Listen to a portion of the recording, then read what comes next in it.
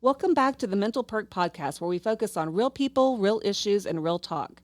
I'm Carla Hutcherson, a licensed professional counselor and the director for the Hannah for Hope Foundation. And I'm Brandy Mock, executive board member for the Hannah for Hope Foundation.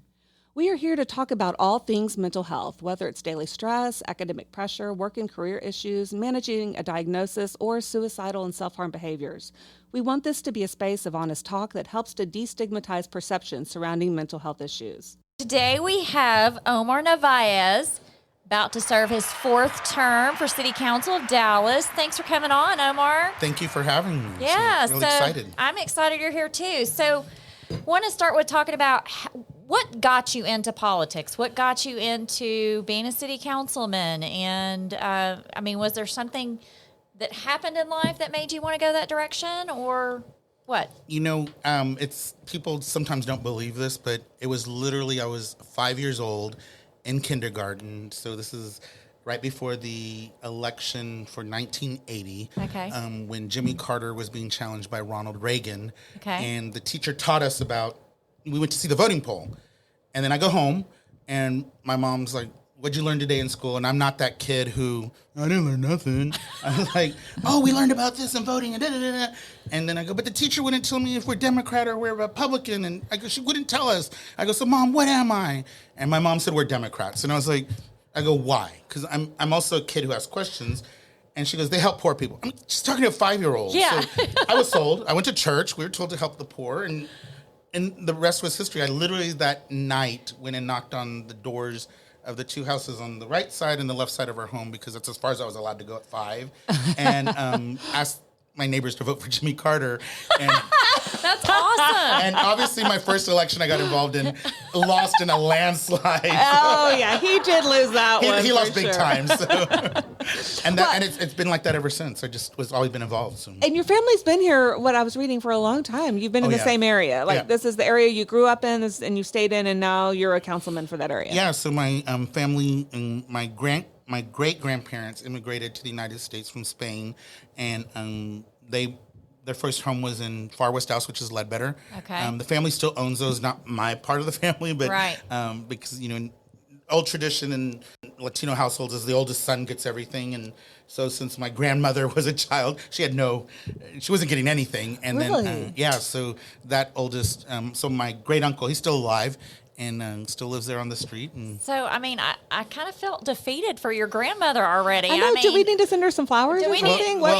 She's also gone too now. But, just knowing you're born in and you're female and you're like, I have no chance at all to get anything. Old antiquated thing. And it still plays that way now. Some places, yeah. Okay. So, but not the way it used to. But, right. But in some places, oh yeah, definitely. So interesting. And so, it's always interesting for people when I go, because I was born and raised in Houston, but all my family was here in Dallas, and we're all over the place. So my grandfather and my great-grandfather's side of the family, of my mom's family, started in Little Mexico by downtown Dallas, which doesn't exist anymore. Okay. And so the old story was, and they'll still say it, because it seems like everybody in Far West Dallas and Ledbetter is related to each other through marriage or something.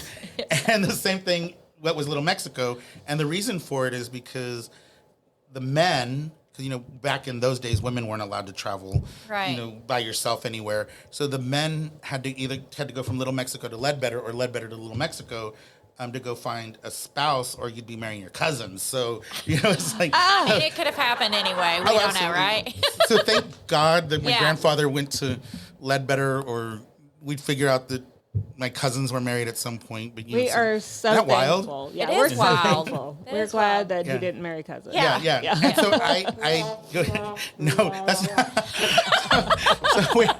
not, not married cousins. So, but it's really cool to see that and then know some of the history and what things that are going. And then my mom grew up in the Bachman Lake area, which is also in District 6. Right. Yeah. Okay. So, we see you're serving now, but was there anybody in your family? I know you said at 5 years old you knew, but was there anybody in your family that served in a public capacity that kind of inspired you? Not once. Not once? Not once. And so I was always Mom didn't always understand me, but she didn't ever hold me back. She just always, whatever my passions were, and my mom didn't graduate from high school. So but she knew reading was important, and she knew supporting me was important. And so I think that's what helped me develop and become a strong advocate for different communities. I was also always taught to help those that were less than, or those that were being, now we call it bullying. Right. I don't remember what we called it then. And so I've just always been told that if you see something wrong, say something. And, That is what we're teaching kids now. We're teaching them, if you see Yeah. something, say something. right. Yeah. And you have to, and not to just shut up that if they don't do something, right? It's, Yeah. you have to Right. use your voice. And I've always been that. So marginalized communities, I'm always speaking about them or saying something. And it's not because I want to try to push something on someone else. It's just, we're all human and we should all respect and try to figure out how to be good to our neighbors and, our fellow human beings at the human level. Let all the stupid politics stuff, let's all work that out. Yeah. But, at the end of the day, we can respect each other. And I will say that is what That's what we connected do. me Yeah. connected me so much to Omar Yes. was lived in District 6. And we miss you. I know I miss you too. So much. I know I miss you too. But it started out like, needing his help. And honestly, I'm kind of one of those people too. I don't care if you're Republican or Democrat. Let's just get the job done Right, together, right. right? And I think that was why I fell in love with you. I know. I fell in love with you. Watch out, Brian. I know. Fell in love with the first openly gay guy on the city council. But no, fell in love with you just because you didn't care. Like I say, you didn't care. You just wanted to address the issues. Correct. And Correct. so I never saw a political party. I just saw Omar wanting to give back and serve his community. And so that's really what I think connected us so well was Yeah. because you just wanted change. Yeah. And the change to be good. And so we connected that way. Yeah, absolutely. And that's why I'm in this. Yeah. Is, running for city council is nothing I ever thought about doing or dreamed of doing. Even as a kid, I've helped on countless number of campaigns. And it was I just thought it was the right thing. I believed in the system. And, the system works. It doesn't work. It's if you know how to manage that system and work it. But at the end of the day, when it was time and council came up, it was like, I've got to do this. My neighbors are. Yeah. So I did something that happens in every election. I challenged an incumbent. It was really interesting because you also learn who your friends are, who your real supporters are. Yeah. I just learned this thing recently that I was the first ever out openly gay person to run for city council in Dallas and win that first election. Others have been openly gay, but they all came out either after election or they were outed or when they were done being on the council. And it makes sense. The 80s and the 90s were a different time. Right. And but I didn't know that because I know every single one of those former council members who are openly gay. And it's just like, so I didn't There was no ever think- barrier for you. There was no mental barrier because you're like, this is what I want to do. It doesn't matter what you are Right. or how you identify or anything like that. Right. You were driven on being a councilman. It didn't Yeah. matter any of the other walls that might have come up against you. Yeah, it was really interesting too in 2017. We were prepared and ready Right. for the quote unquote gay thing, right? Yeah. And I'm like, and I was even asked what I wanted to do about now my ex, but my partner at the time. We'd been together for decades, and I was like, "What do you mean the gay thing? I don't Right. understand that." And it wasn't that my consultants were trying to be ugly or say, you need to hide it or anything. They were just like, this comes up. How are we going to manage it? Right. And I was like, I'm out. The I'm same way loud. you've I'm been proud. managing it, yeah. And I said, and then Google, this is, 6 years ago now, 7 with the campaign starting. And I was like, if you Googled my name then, it was nothing but rainbow flags and things on queer issues was coming up. So it was like, there is no behind the curtain on this one. It's like, Yeah. I am out of this closet. Yeah. And but I've never used, those were issues I worked on in my previous jobs and, just as me who I am. But city council doesn't deal with those types of issues on the grand scale. What we work on, though, is having that voice. And it's all about making sure Dallas is a welcoming city. Right. And in that time, we've done some really amazing things that really, really matter to everyday people, regardless if you're LGBTQ plus or not. But one of the cool things is the city of Dallas, this is our 5th time doing it.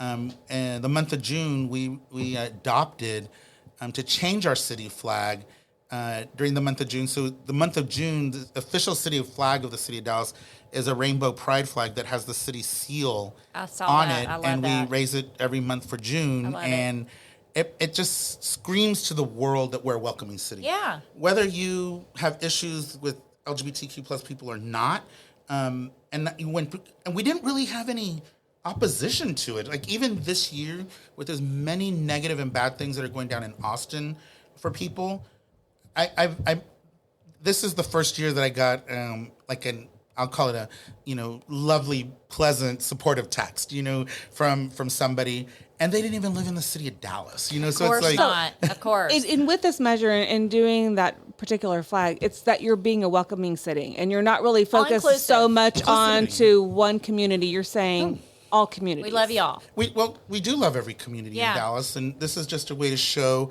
And so next week we'll be voting on bringing the pride flag down during Juneteenth weekend and making the Juneteenth flag the official city flag for the city of Dallas for that Okay. weekend. And Okay. that weekend only. It's a paid city holiday now, federal holiday that President Biden did. And we're just showing also to, another community that we hear you. We know you matter. Good. And it's just symbolic. Yeah. But we've got to do the work. And that's Yeah. the thing, having actual policy. So for the first time in our city's history, we passed a racial equity plan. We've passed a housing plan. We're passing, a transportation plan. We passed I had the honor and privilege of passing the first ever CCAP, which is an environmental plan for the city of Dallas. It's just like these types of things. Now it's just saying, how do we make things better? Right. And all these plans are roadmaps. Yeah. We don't have to take this road. How many of you have ever put in your GPS and Siri's telling you to go An this alternate way? route. And it Right. stops. Right. Or you're like, And I'm you not end up going in a that brick way. wall, right? You end up in a brick wall. Or you're like, I don't care what Siri says. I'm going this way because you know your neighborhood Yeah, better. Or right. And so that's all this is. And what I do on all policy that I create and make happen is I always put in there a check-in. Whether you want to call it a sunset, which really means it ends unless you reapprove it. Okay. Mine are check-ins, and so like for the CCAP, I knew that it wasn't perfect. I knew it wasn't everything, the know-all, be-all, but I also knew that we can check in 3 years. Yeah. And so we just reapproved, and we guess what? I was right, which is we had about 6 or 7 amendments we needed to make. Okay. And it was simple and easy because now we have the data, we know what we're talking about, we have the information, and another unanimous vote. And I it was love that. That long. So a lot of listeners that may not realize that just because something's implemented doesn't mean it can't be critiqued and it can't be revised. It's not set in stone, not black permanent. and white. Exactly. And that's why you have to be involved and be engaged Yeah. in politics and with people, your elected officials, even if you don't agree with them. Right. Still go make your voice heard. Sure. Still talk to somebody. And I'll tell you, Dallas City Council is nonpartisan, but most other offices are. So being nonpartisan, I do love because, I can go hang out with my our friends and not get punished for it. Right. And I can hang out with my Democratic friends, right, and not get punished for it. But what I love hearing is when I'm out in the community, and I've got some constituents that are, they're hardcore Republican, and they, after talking to me or meeting with me, they're like, I really had you pegged as something completely different. Yes. Because there's all these stereotypes, There's- right? And that's you're it. saying just from everything you said, I want to include everybody. Yeah. I want to Everybody's be voice Democrat, matters. Republican, Yeah. doesn't matter. I might not agree with you, but that doesn't mean that you don't have the best idea. Best idea wins with me. Well, it's and that's why I I fell in love love with that. him, because he's not he has his ideas, the other side have their ideas, and he literally is to me the type person that says, well, let's do what we can do to make this work for everybody, all inclusive, and I love that about it. It's almost like society has forgot how to brainstorm. And They brainstorm, don't know everyone how. puts their ideas in, right? Or compromise. Yeah, all Yeah. the above. It's like, we can throw out ideas. We don't have to hate And I've them. seen it. I've seen it firsthand in your district. I'm very impressed by it. So let's kind of go into your district Sure. because I live there. And some of the things I'm seeing take over is the gentrification. Mm-hmm. It is a huge deal. And I've had the opportunity to meet a lot of the people that have lived there like your family, your entire life, right? And so when you start to see these shifts, I think Miss Pearly May was your neighbor. Miss Pearly May, I love She's Miss still there. Pearly May. Oh, this is She's amazing. We definitely need to have her on our podcast. Should, if you can get her. I don't know if you can book her. I think I'll work it. I'll work my magic. I love But that name, She's what, though. in her 80s? Yeah, Oh, she's wow. probably in her 80s now. 80s, and she's literally facing gentrification to the max. She's got a tall 4-story townhome on one side, a tall 4-story townhome on the other. And she's been fighting this battle for a long time. Very long time. Since she's grown up there. And this is the neighborhood she's lived there her entire life. That's If right. it wasn't her, her family has. I mean, she'll give you stories about Bonnie and Clyde coming Yep, over yep. and hiding in that area because the gosh, police were too that's- afraid of the area, Yeah, right? yeah. So That's it's very amazing. interesting. She's facing it right now. And so how's the city in your district, the councilman in your district, you, how are you tackling the taxation of these homes, property taxes and stuff? I mean, these people are literally being pushed out of their homes because they can't afford it. So what is the city doing about it? So that's a huge question, and I can tell you that taxation of property is a huge issue the state of Texas is working on Yes. down in Austin.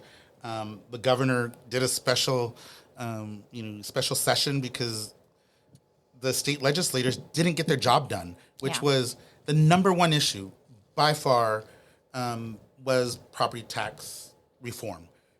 I don't have the answer for that because we don't do that in the city, but there's a lot of smart people that can give ideas, and we have sent our own ideas as well.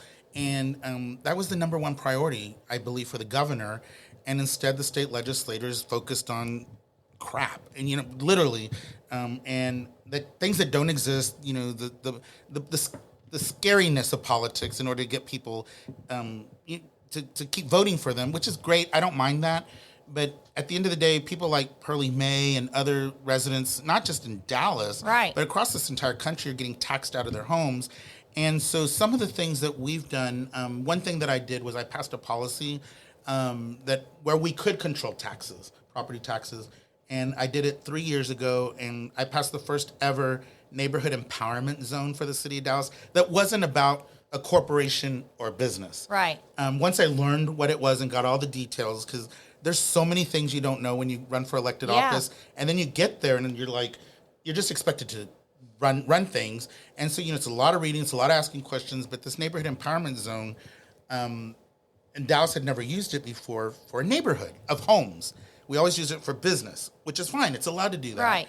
And so what I did to qualify the La Bajada neighborhood and was that census tract. So it goes all the way to Westmoreland. Right. So Brandy's familiar with the area, but it's Canada Drive, Westmoreland, Singleton.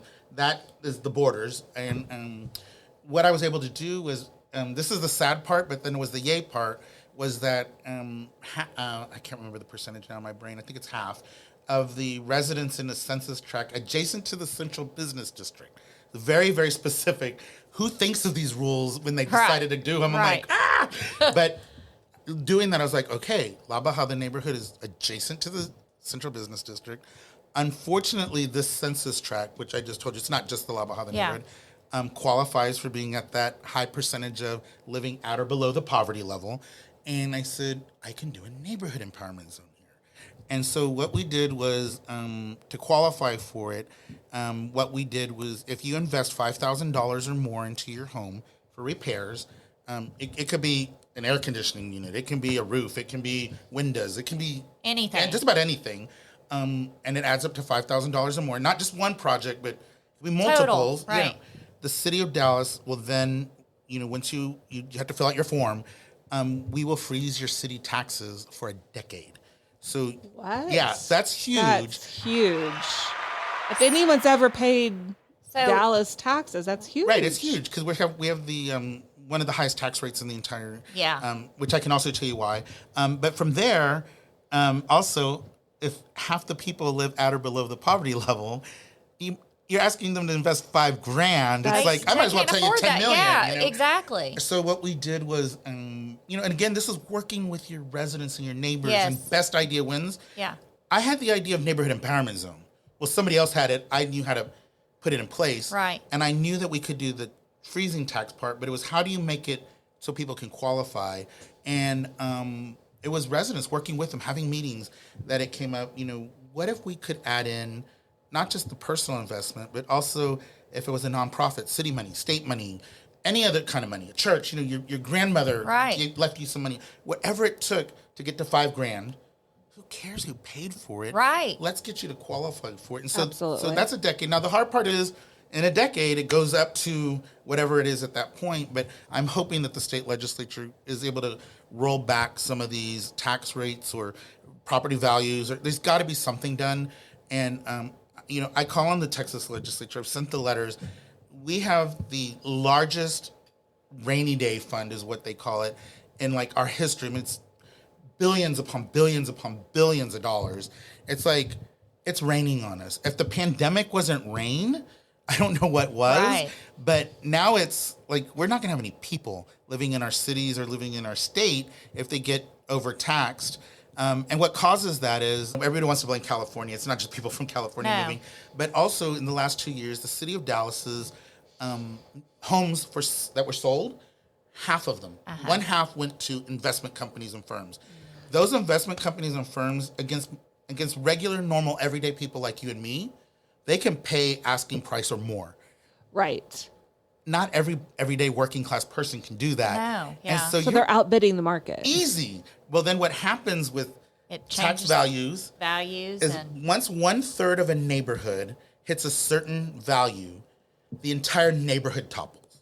That's how the taxing works. So once 1/3 of those new neighborhoods in your neighborhood, it's like Brandy, you were in a brand new neighborhood, so y'all didn't affect other neighborhoods. No. And so that's also the other thing that people think. They're like, they don't realize that we're pushing Right. them out when we had nothing to do with it. Right. It's the people that are buying the lots right next to them, Correct. bulldozing them down. The infill. It's affecting the value. Exactly. And so those go up. And again, once it's 1/3.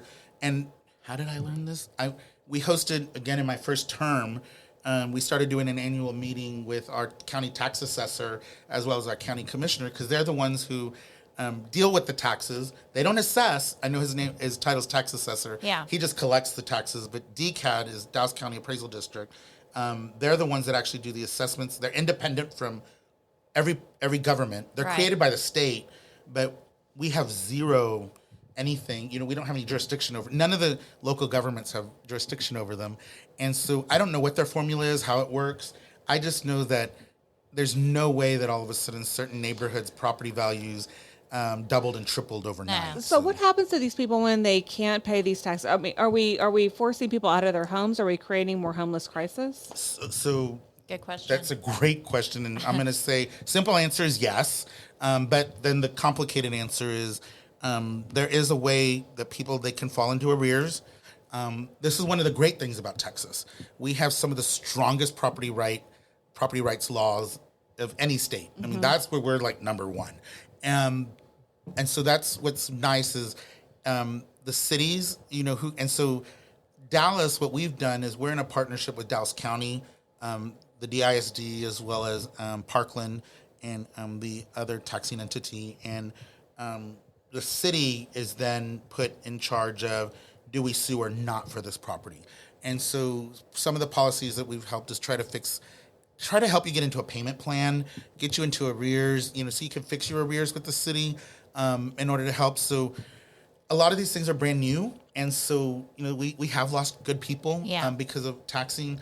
And we just have to figure out more ways. So if the state can help with it, the biggest one is school property tax. Yeah. We need to pay for schools. I think we all agree for that. We need good, solid education. For sure. It's the backbone of any Good community, society. yeah. But if it's taxing the people who need it out of their homes, then we're not going to have a society to educate. So what can we do? There's different ideas down in Austin. I'm good with either one. Some of the ideas that we had are in there, and almost all of it is wrapped around property tax. Now, the hard part is, we have a huge rainy day fund, but we could end up spending all of that. Right. And then in 10, 12, 15 years, now what, guys? Yeah. So, there's also things like we could, if the state would approve sale of marijuana, if the state would approve gambling, it's like, we had an opportunity, and I wholeheartedly say that we should have approved weed a long time ago. I've had people who told me that I'm wrong on that. And I'm like, look, I go, it doesn't matter what neighborhood I'm in, whether Yeah. it's the most affluent Yeah. or the poorest one. If you're paying attention, there's weed. It's there. So, Well, not to mention, of course, that's a whole new episode, a whole new that That we need to is. pull you on to. Okay. But I'm a big supporter of Yeah, me too. pro-choice on that Yeah. because And then on the other hand, I have seen kids getting a hold of it and it's Yeah. affecting their mental health. Sure, So, sure, sure. and so there's Yeah. this there's balance. different Oh, things. absolutely. Like, from a medical perspective, I've supported it, Yeah. obviously, Yeah. with epileptic patients and stuff. But then you go back to the addictive side, and it's the gateway, right? And then the So- kids are using these things and we're seeing their depression, anxiety increase. So I think So- there's both ends of that. there is both ends of that, but I have to. Actually, the addictive properties inside of weed, THC, are actually very, very minimal. It's like almost non-existent, and there's a lot of studies on it now. Now, of course, it's like, well, do I believe your study or not? You know, Right. I know somebody who was addicted. Right. I'm not going to say anybody's not telling me the truth. Yeah. It's just I'm just going with the science, and science isn't always 100%. For everybody, Right. it might be 99.9%, but you're that 0.1% who Yeah. It it didn't affects. work on. But Yeah. we do And have I other think for bad adults, drugs. adults they're able to make that decision. But when Absolutely. kids are getting a hold of it and their brains are still developing, then Yeah. we're seeing Oh, all absolutely. kinds of other yeah, issues. Yeah, children So- should not be on THC. At They should all. be on No, weed. not at all. And I know with I've heard stories, where Yeah. the parent, or the caregiver, whoever's in charge of the household, the adult, left their gummies, out Yeah. there. I mean. Yeah. I like gummies. Yeah. I just ate a bag of Skittles gummies on, last night. It's like I shouldn't have, but I did. And but I can imagine, like, if I saw that as a little kid and didn't realize, like, oh, Yeah. why would a kid think, like, somebody tossed, marijuana gummies in there? It's Yeah. like, 'cause they- and that's why I think the conflict is. It's like are these things getting in the wrong hands? Sure, You go absolutely. back to adult responsible decisions versus how much access our kids are getting. right. See, and there's where That- we might disagree on that- something, yeah. but we're Correct. finding a way, a common ground. Like, okay, so if we can't approve it, what can we put in place to protect kids? Yeah. It's like- Exactly, And- because we need to do that. It goes across the line with, that, gun laws, everything. It Yeah. all falls in there. So going back to what you're talking about is the medical marijuana or the marijuana part. That would generate, tax. Income. The state of taxes. Colorado was the first state in the nation to ever do it, and they did a really great job. Yeah. But now their state legislature needs to go back and amend. I don't know how they did it, so if it's a vote by the people or whatever, they put a cap on the amount of tax they could collect. So literally in their first year, I think, and I'm making this part up, so don't quote, Right. nobody quote me out there. Yeah. But at some point in the year, I felt like it was halfway through the first year, but somewhere in the year, they hit that cap. And that was it. They were limited. Yeah, they were then. limited to how much they could collect. Now, maybe that is something where it's like you can only collect up to the amount that it's going to take to pay for the schools for Yeah. that year. And, but also I sit there and look at like things like bond elections. You need new schools. You need new, Yeah. you need, All of that would be so much Yes. helpful if you didn't have the limit, but also you had the extra to Sure, generate. sure. So I mean, there's ways around it. You There got to are. just figure it out. People Yeah. got to talk. That was just the first state. Other states have done it differently. And I think there has been a series of things going around that and taking the research from Colorado and other Yeah. states that have done it and try to figure out what is the best way to do this. Yeah, and so in Texas, it got the furthest it's ever gotten this year. So Progress. just like with the Dallas Cowboys, we're going to get them next time. it's so true. I love my Dallas Cowboys. Okay, so that goes back to, let's talk about that. Like you were talking about incentives to maybe protect these homeowners on their taxes to keep them there. What do you do to make sure these people are aware that these are opportunities or options? Like, let's say the $5,000 for like Miss Yep. Pearl. If someone can come in the neighborhood and just prove that they're allowing that they've put the money in, she it doesn't matter if she's done it. Right. It just matters that it was put in That there. it's been done. Then she's locked in for a decade. That's right. And Okay. and so her story is just so, because one, you know her, I she know was your Miss neighbor. Pearl, I love her. And when I ran for my first campaign, she was somebody that I met who the owner of all the properties, she was a renter for like 60 years. The company had changed hands over those years, but she had like never left that house. So this was her home. She may not own it, It was her home. but that's her home. Yeah. And and here, I look at it and think, gosh, if I lived in the same home for that many decades, Yeah. I mean, she's seen That's it all you know. all in that Yeah. home. What does that do to your mental health? Uh-huh. It's like whether it's a humble home, and but it's her home. Yeah. And like and so I was able to negotiate a deal with the owner, Crash with HMK Properties. The city council, the mayor of Dallas at that time were vilifying this man. I'm not going to say that he was perfect, but they were vilifying him, using all the standard things, slumlord, this, that, the other, doesn't care. I was able to work a deal out with him, and he sold every single one of his tenants their home, if they were in good standing with him, for 10 years or more. Because I'm a renter, so it's like most renters don't fall behind. It does happen, but most don't, and most aren't trying to get free rent. Right. They're not stealing rent, right? But the vast majority will pay, and all of these people, and this was in 2017. And I'm going to tell you, he gave up a lot of money. He did, but he sold every single lot, every single home, as is, for $60,000.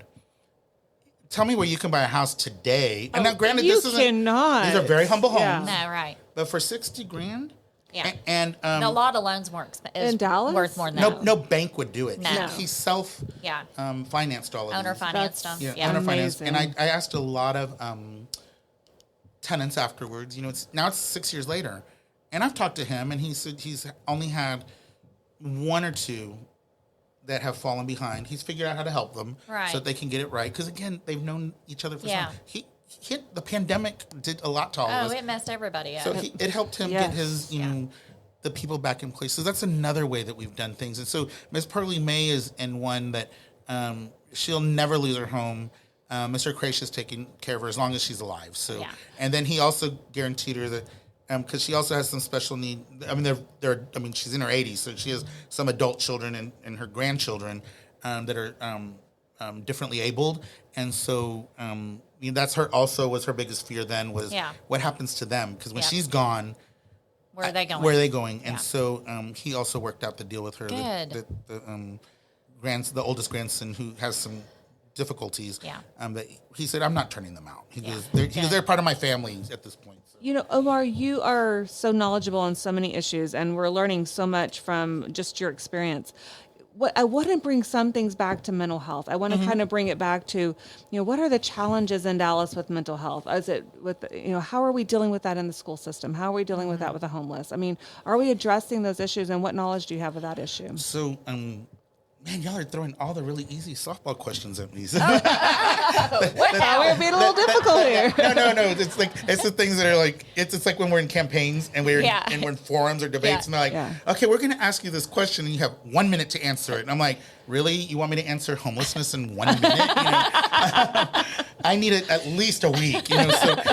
But in seriousness, when it comes to mental health, it's a major issue across the country. It's not, and it's not 100%. just, it's not just the United States, it's all over the world. Everywhere. And it's our passion. It is our passion. And thank you for what you'll do on that. And that's what, for the city of Dallas, so we're not the public health authority. We contract our public health authority to Dallas County. And so almost everything falls under them, but we're doing a lot of work. So one of the things that we did, this is our third year now in it.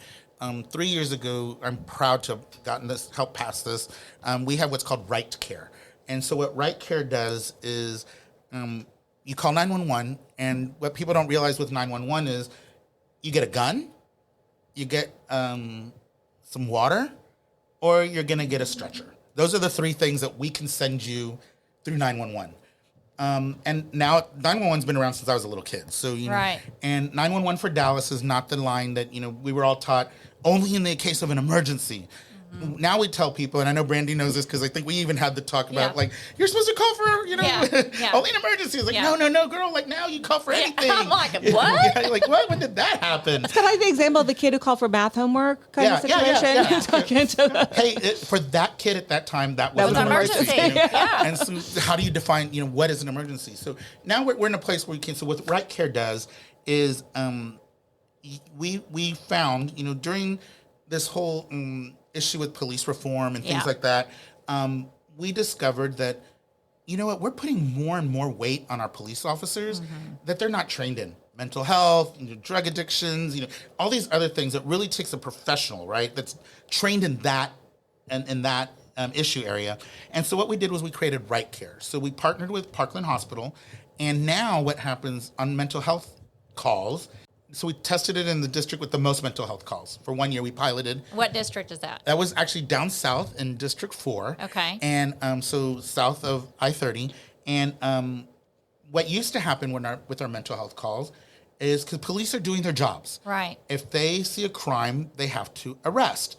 Well, with people that are in mental health states, sometimes they don't realize they're committing a crime or they don't know what they're doing, right? So 97% of the calls, this is the pilot area, were resulting in arrests. 3% were resulting in non-arrests.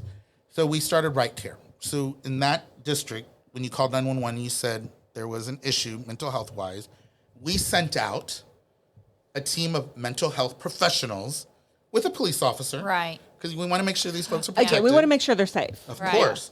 And then from there, what happens is after 1 year, the reverse happened. 3% resulted in arrests. Wow. 97% that's resulted in awesome. people getting the help they needed. That is amazing. And how are they getting evaluated? Well, I know like Parkland, and I worked at the children's ER, so I know anyone under 18 is coming there, and even sometimes we had young 20s and even adults coming through there for mental health evaluation. But these places are overwhelmed. The ERs are overwhelmed with these mental health evaluations, and then you have Metro Care Services, which is your MHR or whatever, and so it's like they're overwhelmed. They don't have enough spaces. Right. And so that's where we need help from the state. We need money. And it costs a lot of money to do this. We need the professionals. And because the vast majority of the folks, if you don't have health insurance or if you're unhoused, you're not paying out of pocket for mental health care. So so the city of Dallas, we put our money where our mouth was. And we've invested in Right Care, so that's one thing. Mm-hmm. It's now citywide. Right. So and the second year we went to half the city, and then this year, this budget we're at the entire city. And then from there we're also working with our elected officials at the county level and the federal level, in the state level, in order to either bring funding, do more things. So Parkland Hospital created a whole unit just for mental health, so it's brand new. But the hard part is, that's for emergency cases. Yeah. And so we need the facilities. Yes. We need There's the space. not enough. There's not enough. And then, so that's just mental health. I mean, let's not even get into drug addiction. We have patients waiting in the ER for a week or 2 weeks for a spot. Yeah. And then a week or two, and again, mental health is a whole spectrum of issues. Yes. Yeah. But on mental health, it's like 2 weeks might be too late. No, I mean, if you're having a meltdown, it can be an hour. It could be, and then just knowing that, for me, I don't know about you, but if I'm having a meltdown and someone's like, it's going to be another 5 hours, I'll be like, 5 hours, Right.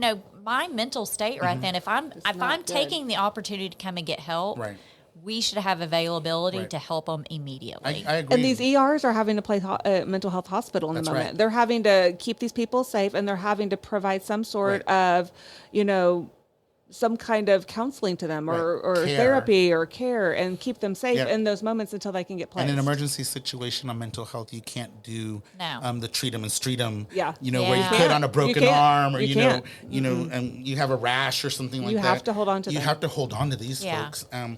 And that's the hard part. This is, I'm going to go down a real quick tunnel, but it's like a lot of these youth. Earlier we were talking about drug addiction.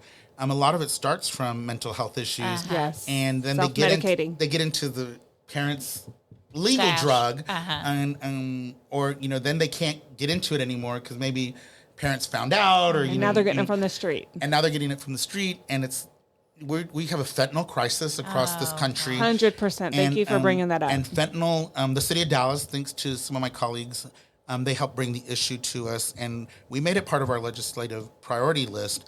And the the legislator did its job on some of fentanyl, not all of it, but some of it. So yay, credit for that, right? Yeah.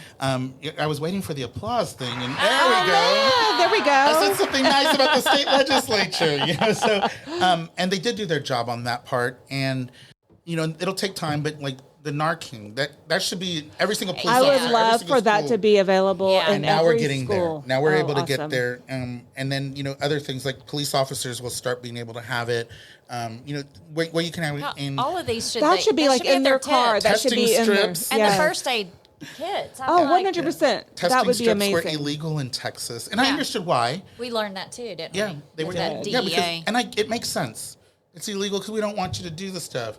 Well, somebody who's doing it, they're going to be at least They're gonna responsible do enough it. to test it That's to right. make sure that they're not taking something that's going to kill them. Yeah.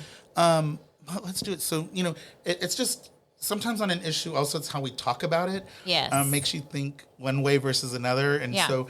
If, that's why we have to know as much data as we can, and then we can try to make a decision. But no matter what side you're on, nobody wants anyone to die of fentanyl. No. Right. Nobody No. does. So Exactly. we should be able to come to a common ground in these areas. And here's an area where the parties were opposite, and then one changed because they finally got in. For whatever reason, I don't care what it is that got them to do it. They finally all got together and were like, "This has to be Yeah. done." So, It does so have hopefully we'll have some changes there. So I'm gonna get a little but where I was political. going to get there real quick is a friend of mine. She disclosed to all of us at this Fentanyl Awareness Day event we had that her son had overdosed. She lived. He was the lucky one.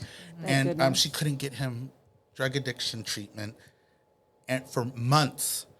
And so she had to ship him off to another state in order to get him the help in 2 weeks. And that's what I'm her talking brain was about. like, I might not have 2 weeks. No. He's addicted to... Like right now, he That's needs what to I'm go. talking about. We Yeah. don't have enough services We don't. here Right, in Dallas. We do right. not have enough Ninth to meet largest the city in need. the nation, and we're the fastest growing don't. area, Metroplex. It's like we need a lot of help. And we a need lot fast. of that's not done at your level; it's done at the state Correct, level. And a correct. lot of people don't realize that, and that's where you need the lobbyists. You Yeah. need all Right. these people jumping in with the voice to help people like you, the Yeah. leaders, make changes. Well, right. Mental Perk wants to be that voice. Yes, we want people we to do. be getting the Good. help Yeah. they need. So And thank you for that. And because the number one mental health facility in Dallas County, let's call it North Texas, shouldn't be the county jail. No, you're yeah. right. You're And, right. Yeah, the services aren't. I mean, they cannot handle the Right. services they need. Mm-mm. Exactly. So I'm going to get So a you're little gonna bit get political. I'm going to get political. I know we got a little bit more time. So I want to talk to you about the immigration issues that Okay. we're dealing with coming into all the different cities, major cities in the United States from the border. We can't afford to even take care of the people here medically for mental health issues or for Educationally. educational issues. We talk about our taxes. We talk about all the expenses we're incurring. What is your standpoint on that as far as, what we're seeing? I mean, are we not going to get more overwhelmed with what we're dealing with? I mean, when you can't take care of the homeless people on your own streets, what makes us think that we can continue to take care of things the direction they're going right now? Well, we can take care of the direction they're going, which is that we live in the greatest nation in the world. Mm-hmm. And people that, anywhere you go across the world, except for maybe France, right? Right. I love the French. So, but in all seriousness, that what happens is that we have to reform immigration. A lot of people sit there and think, "Oh, just get in line." Yeah. And da-da-da. There is no line. That's what people don't understand. Every single immigration case is individual. Right. And so if we could figure out how to reform immigration, it doesn't need, everybody thought Ronald Reagan did it right. If a president did what Ronald Reagan did today, people would lose it, which was he did amnesty. And it worked, but the problem is you didn't reform the system. Uh-huh. The system is broken. It changes as you change, right? Correct. So it's kind of like you said with your bill. It can change as the years go on. Right, you can come back and relook at it. Now, the hard part is this is federal, right? So Right. that's why the saying is it'll take an act of Congress. Yeah. But if we can reform immigration, and President Obama tried to start some of it by doing what's DACA, Deferred Action on Children Arrivals, and the vast majority of people I've ever talked to are like, yeah, I get it. If you were brought here as a child through no fault of your own, Yeah. like I'm good with you staying here. You played by the rules. You went to college or served in the military. You graduated high school. I'm sorry, or served in the military. Like you should be able to stay. But the hard part with DACA is it really should have been a Band-Aid. It was a Band-Aid to Right. a major issue. Right. The problem is now these kids are in their 30s and 40s, and they have no pathway to permanency or citizenship. So now we've said we're going to keep you here, but we're still going to keep you in this limbo of we can send you back whenever we want. Yeah, it doesn't make sense. That doesn't make sense, right? And then you have other issues. So, like for the people who, a ton of people who are coming are seeking asylum. And, those folks are trying to escape where they're going to be killed. And I have friends who, I have some friends that are transgender. I have a friend who was HIV positive, who they escaped their countries where they were from because they were going to be murdered. Right. They were going to be killed in the streets. Right. Not just for being gay, but one of them was transgender. The other one, if they found out that he was HIV positive, and because, again, lack of education. Right. And so all of them were lucky to have known the laws and were able to get asylum.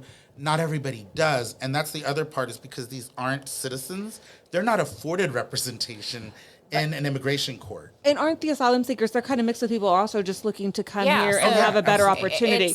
What's happening, though, now is there's so many lack of services that people are now being put in dangerous situations. So they're Right. coming over here to have a better way of life, but they're being put in really dangerous Sure, situations. absolutely. I mean, And so that's a being human convinced to get rights on an issue, airplane too. to fly to another part of the country. Yeah. Being told they're going to get a job and they're going to get all of this, which was an absolute lie.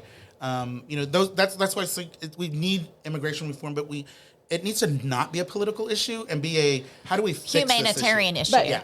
amnesty and coming here for a better way of life, those are two different things. So we have to kind of figure out Asylum, what to you do. meant. Oh, I'm Asylum. sorry. I'm sorry. Yeah, asylum. So yeah, we have to kind of figure out absolutely. what to do because there are two different kinds Yeah. of situations. And right there, there's two different situations. And there's many They're being more. treated the same. Yeah.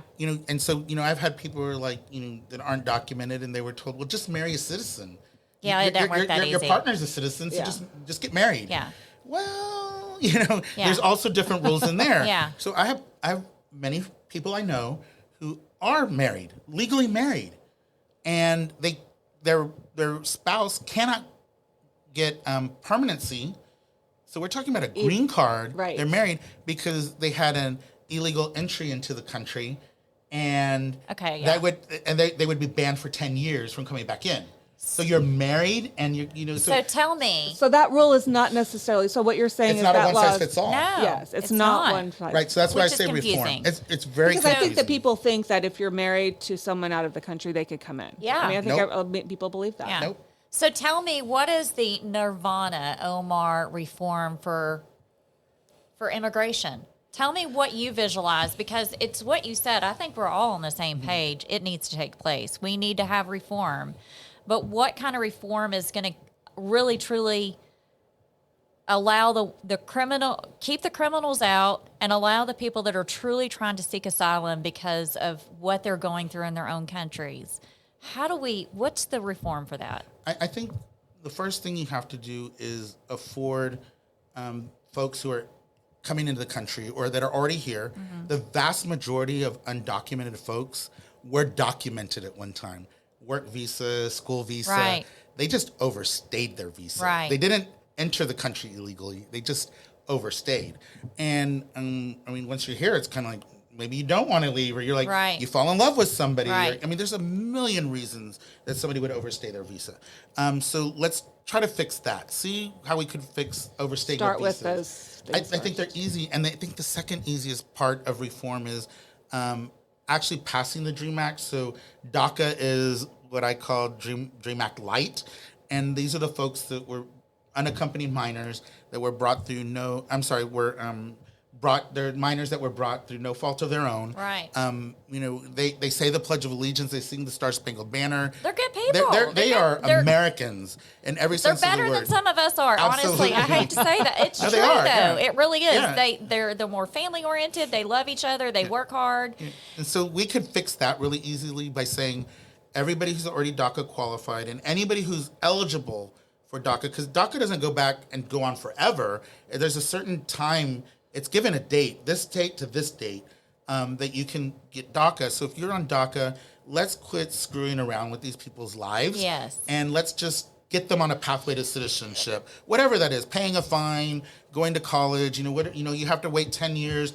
Look, some of them have now been here They've already 20, done 30 it. years. Yeah. And I agree. And I think that one of the things is these states on the border especially are being overrun They're being with the overwhelmed. cost Oh, of the yeah. services. If we're going to reform, it's got to come from You got to the stop it federal first. government. It's gotta, And then you got to So- figure Take out control how of to it. quit city of- overwhelming We the had a services. surge of the unaccompanied minors a couple of years ago during COVID, the height of COVID. Okay. And these were minors. These are kids. And so, anybody 17 and younger is a kid. Right. And the vast majority of these were, let's say, anywhere from like 10 to 14 years old, mainly boys. And some of them traveled from the depths of South America through, some of them from Central America on trains, walking, whatever they had to do. I mean, imagine the old movies of hobos and Yeah. trains doing whatever they had to do because they were told by their parents, their caregiver, whoever it is, in order to, for their, I mean, I'm not a parent, but I can only imagine what a parent would go through to tell their 12-year-old or 14-year-old or Yeah. 15-year-old, Travel across. you have to get over here because the gangs are going to kill you. Yeah. Because we've lost control in our Yeah. country. And, it's really easy to say, go back to your country, fix your government first before Sure. you fix. Well, let's try to fix the United States government every Well, once in a while. that's just you know? it. That's where I have the issue Yeah. is that And these- we're allowing all of this to come in. Yeah. And we have no control over what we have right now. And I got to tour because the city of Dallas, we rented out to the federal government the K. Bailey Hutchison Convention Center, Right. And that became the home for I think it was a month, because there were so many unaccompanied minors that the CPS systems, especially in Texas, could not. They It was can't handle it overwhelmed. now. And I'm Right. telling you, the mental health issues these kids ended up having because they're I'm sure. displaced and they're away from their can't family. imagine. And there was a high percentage that became suicidal. I'm sure, because and the same thing goes with DACA qualified folks that have been here for many years because of all the back and forth. Sometimes the politicians forget when we're talking about an issue that we're talking about actual everyday people, Real people, yeah. and that they're listening. Yeah. And sometimes whether it's angry or it's hate or whatever it is, or sometimes just the back and forth talking, and nothing's getting done. Right. There's been an unfortunate, percentage of even the DACA qualified folks that have committed suicide. It's the whole thing. And that's why as politicians, we have to be very, very careful how we speak about an issue, even just as regular Yes. people. Right. Let's have a conversation. Yeah. Let's talk about it. Conversations are great. Yeah, and trust me, it's fun to call people names or say things like that, but It's They not have we need to feelings. be careful how we do it. Yeah. Because if you're doing it in public and people think you mean it, they can become very sensitive to that, Yeah. especially if they're dealing with that issue, right? Right. Absolutely. And you never know what somebody's Now, trigger is. I always say on seek mental to health. understand and seek to be understood. Yep. And so I love if that. you can keep that in perspective with everybody, you've got a better way of Yep. understanding and having compassion for them. Absolutely. And Omar, you have been extremely enlightening on a lot of issues surrounding all of us, especially here in the South and in Dallas. This has been amazing, Yes. and there's so many other things we could be talking about. And And we will. We will. We'll be have you back bringing you on. I have back. plenty of time to have more talk. So. But I love the fact of how Until we solve the world, Yeah. we need to keep talking. Yeah. I absolutely believe that, and I love how embracing you are to making sure everybody's heard. That is so important to realize that two people can be on opposite ends of an opinion, but you can still have healthy conversations Uh-huh. Yeah. and you can still inspire change together. And I think Absolutely. that's really important. I think that's a message that you're really preaching as being on the city council and being able to have that influence. Yeah, I would say sometimes I'm known for saying compromise isn't easy. Yeah. And compromise I'm just using my definition. Compromise is neither side gets everything they want, There Yes. you but go. everybody can walk away going, I can live with this. Yeah, absolutely. We're not all cheering, but it's okay to fix something. It's okay to take 2 steps forward and know that I needed to get to 10, but I can live to fight another day to get those next 8. And I think Brandy and I think I told Brandy this once as well, is like almost all of us, I'm not talking whatever it is, the issues in general, whether you're Republican, Democrat, independent, anything in between, you hate government, whatever. We probably all as just people agree on about 80% of the issues. Oh, 100%. So can we work on fixing that 80% Yes. first? Because there's a lot of it. Yes. And then we'll beat the living crud out of each other over the on the last 20%. 20. You know, Yeah, 100%. And it seems, I just feel like right now, and it's probably just the time in history where the pendulum's swinging, that we're hyper-focused on like a small percentage of that 20%. And that's just polarizing. It just is. makes us not happy It with looks each other. bad. Here's I the think deal. so. You know, I've always said, doesn't matter where you stand politically or religiously. If the United States ever gets attacked, we're not going to care about all this stuff. Nope. We're going to care about taking care of our own, right? 9/11. And so I 100%. wish, COVID. I Yes. wish our mentality stayed that focused. Hurricane but- Katrina. Yeah, I can keep going. We know how to do it. We do. know how, We and we do. always come together when it comes to a big catastrophe. We always come together as a country. I stormed Uri. Yeah, we survived should, that together, we Brandy, should be, didn't we? yeah. We should be preventative instead of Yeah. reactive. You And I know think what that's the everybody problem. agrees I on agree. is the value of human life. Yes. And I think that we have to remember we have more in common than we don't. Oh, absolutely. that's so We important. definitely have more in common. And we should celebrate our differences. Yes. You learn more. Absolutely. And honestly, I think I've learned more because we celebrate those differences as opposed to knowing how we've controlled things up to this point in life to where we've just been shut off to any new ideas or thinking. Yeah. And I think it just comes with all inclusive. You've Yeah. got to love everybody. You've got to try to understand them. Yep. So Well, Omar, thank you again. Mental Perk will be having Yes. you back. You will be a guest of ours in the future, and we so much appreciate all your insight and all your compassion and all that you do for our city. and so sorry if we didn't ask you enough hard questions, but we'll get to in the future. We'll work on that next time. Not hard questions. They're difficult to answer. Let's say that. As far as like, there's so many layers. There Like, is. I mean, we can go hours. We're just going to on have to certain get him issues, on right? the Middle Perk After Dark. Yes, we will. Oh, We're working on this. maybe when I'm out of office, I'll do the after dark one. Okay. All Thanks right, so take much. care. Thank you, Omar. Thank you. If you or anyone you know is struggling with any mental health issues, we want you to reach out to a friend, a trusted family member, somebody you trust. We want you to get connected with a professional. If you are having self-harm thoughts or suicidal thoughts, we want you to get immediate help. Dial 911, go to the nearest ER, or you can call the National Suicide Hotline at 988. We at Mental Perk want you to know you're worthy. We're in this together.